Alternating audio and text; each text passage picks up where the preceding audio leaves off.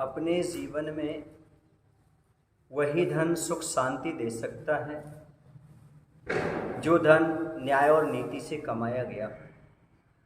अनीति अन्याय से कमाया हुआ धन कभी सुख नहीं दे सकता। ये जीवन का यथार्थ सत्य है। और जो अनीति से धन कमाया जाता है वह ज़्यादा दिन तक नहीं ठहरता। नीतिकार कहते हैं कि अनीति से कमाया हुआ धन मात्र 10 वर्ष तक ठहरता है, 11वें वर्ष समूल नष्ट हो जाया करता है। फिर भी न जाने प्रत्येक आदमी ये जानता है कि पेट भरने के लिए सोना चांदी नहीं चाहिए पड़ता है, बल्कि अनाज की 2 रोटियां पर्याप्त होती हैं। फिर भी अन्याय और अनीति का धन क्यों कमाता है? पता नहीं धन के पीछे पागल क्यों हो जाता है, जबकि सात्विक धन से ही जीवन में सुख समृद्धि प्राप्त होती है। ऐसी एक कथा है।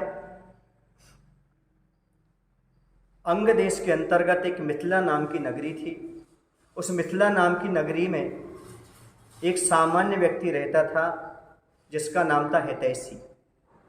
उसका एक पुत्र था जिसका नाम था आदेश। हितैषी वास्तव में बहुत ही अच्छा आदमी था। वह ईमानदारी के साथ मेहनत करके पैसा कमाता था। ठीक इसके विपरीत जो उसका बेटा था वह हमेशा अनीति और अन्याय से धन कमाने का प्रयास करता था। इसलिए वह आलसी भी हो गया था। कई बार ऐसा होता है कि जो व्यक्ति अनीति और अन्याय से पैसा कमाना चाहते हैं वो विलासिता की ओर बढ़ जाते हैं, आलसी भी हो जाते हैं और ज़्यादा लालची भी हो जाया करते हैं। धन कमाने की ज़्यादा आवश्यकता आदमी को विलासिता के कारण और लोभ के कारण पड़ जाती है। ये 2 ऐसे दुर्गुण हैं जिससे आदमी धन कमाने के लिए पागल हो जाया करता है। पिताजी ने बार बार समझाया, बेटा देखो अनीति का धन नहीं कमाना, इससे कभी सुख नहीं मिलता, कभी धर्म की ओर नहीं बढ़ पाते।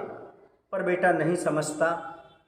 एक बार वह धन कमा करके लाया और ला करके उसने पिताजी को दिया, क्योंकि पिताजी ने उससे कह रखा था, बेटा अब तुम भी थोड़ा सा मेहनत करो ताकि हम अब बुजुर्ग हो चुके हैं, हमें पूजन भजन करने दो, हमें भगवान की भक्ति में लगने दो, तुम्हें आगे घर गृहस्थी को संभालना है।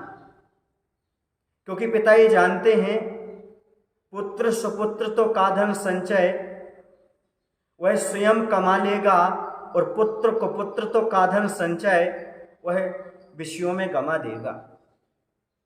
तो उस पुत्र ने पिताजी की बात तो मानी और मेहनत करने लगा थोड़ी बहुत, लेकिन अभी भी अनीति और अन्याय की प्रवृत्ति उसकी छूटी नहीं। वह धन कमा करके लाया और पिताजी को सौंप दिया। पिताजी उस धन को चूल्हे में डाल दिया, आग में डाल दिया। वह कहने लगा, पिताजी आपने क्या किया? और ऐसा कह करके आगे निकल गया। 2-3 दिन ऐसा ही हुआ लगा था, लेकिन अगली बार जब वह धन कमा करके लाया तो उसके पिताजी ने उसे आग में डालने की सोची और वह फेंकने ही लगा, इतने उसने हाथ पकड़ लिया। बोले, पिताजी इस पैसे को आप आग में नहीं डाल सकते। पिताजी ने कहा, क्यों? बोले, इसलिए कि मैंने ये मेहनत से कमाया ईमानदारी का पैसा है, देखो मेरे हाथ में छाले पड़े हुए हैं।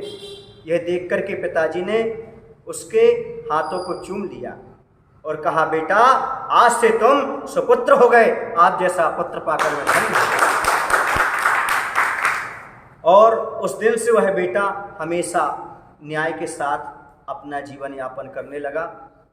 इस कहानी से शिक्षा मिलती है कि हमारे जीवन में सुख शांति समृद्धि सात्विक धन से ही प्राप्त होती है। अन्याय और अनीति का जो धन होता है वह जहर मिश्रित भोजन के समान होता है, जो पौष्टिक तो कम और घातक ज़्यादा होता है। इसलिए अपने जीवन में कभी अनीति का धन नहीं कमाना चाहिए, न्यायपूर्वक आजीविका का निर्वाह करना चाहिए। बोले महावीर भगवान की जय। आचार्य विद्यासागर जी महाराज।